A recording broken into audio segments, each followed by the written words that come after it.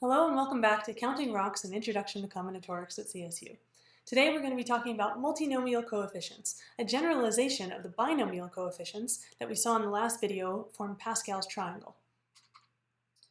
So let's start with the Mississippi problem, which we've seen in some contexts before in the division principle. How many ways can you rearrange the letters of the word Mississippi? So we know there's 11 factorial ways of rearranging 11 letters, and there are 11 letters in Mississippi, if they're all distinct. Now, they're not all distinct, but the thing about Mississippi is it has a lot of repeats. In fact, there are 4 S's and 4 I's and 2 P's in the word. So the 11 factorial overcounts what we want to count by a factor of 4 factorial ways of rearranging the S's, and 4 factorial ways of rearranging the I's, and 2 factorial ways of rearranging the P's. Also, technically, we're overcounting by 1 factorial way to rearrange the M with itself, which is just 1, and we usually don't divide by it, but to make it all nice and symmetric, we're just going to divide by that too.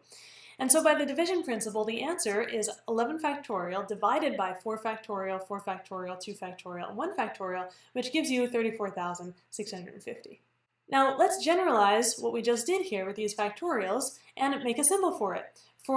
So if k1 through kr are numbers that add up to n, then we define n choose k1 through kr to be n factorial divided by the product of the k factorials.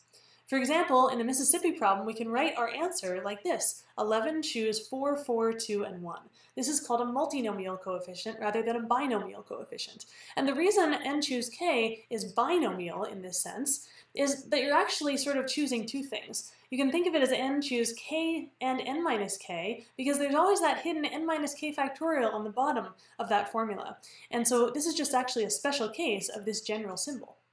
So now let's see another way that the multinomial coefficients generalize the binomial coefficients. There's a multinomial theorem that says that if we take a multinomial like x plus y plus z, that's a trinomial, to a power and expand it out using the distributive law, then the coefficients are the multinomial coefficients. For instance, the coefficient of x cubed y, the number of times that appears, is going to be 4 choose 3, 1, 0, because the exponents of x, y, and z are 3, 1, and 0.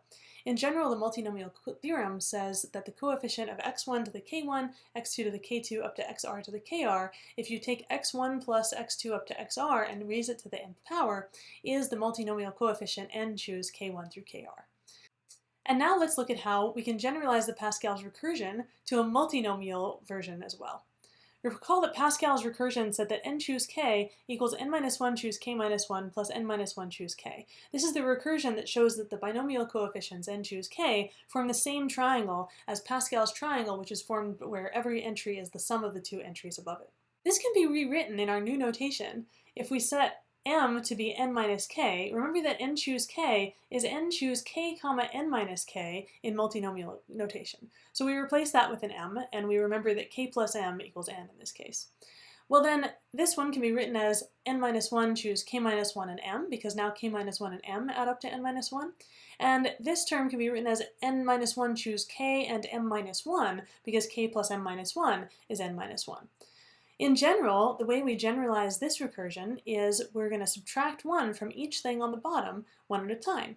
So for multinomial coefficients, we have n choose k1 through kr is the sum as I goes from 1 to r of n minus 1 choose the tuple formed by subtracting 1 from the ith case of I.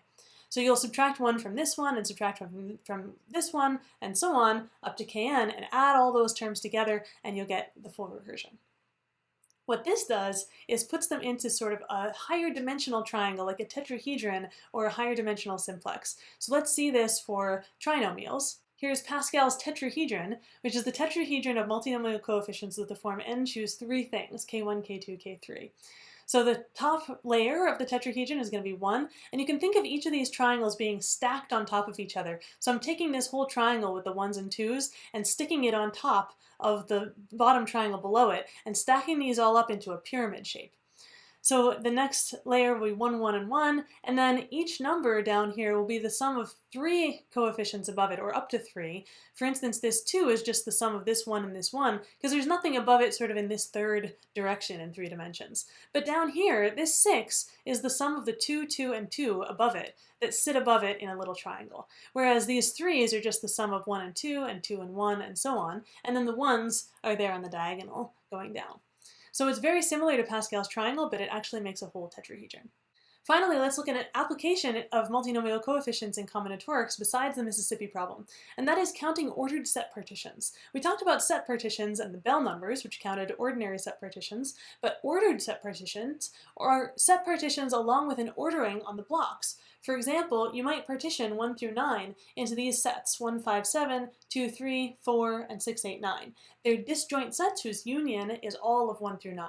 But we also put them in an order. Notice I have parentheses around the sequence of blocks instead of set brackets. And so if I switch the two blocks, 1, 5, 7, and 2, 3, if I switch their order, I would get a different ordered set partition. So now the number of them is different from counting just ordinary set partitions.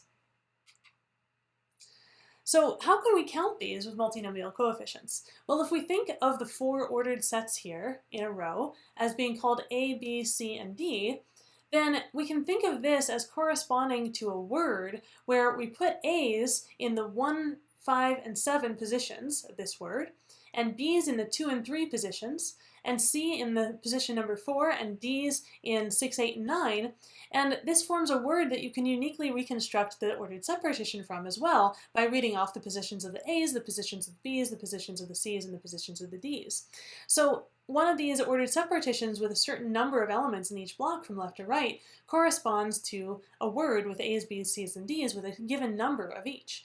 But this now becomes the Mississippi problem. How many ways can you arrange this many A's, this many B's, this many D's, this many C's in order?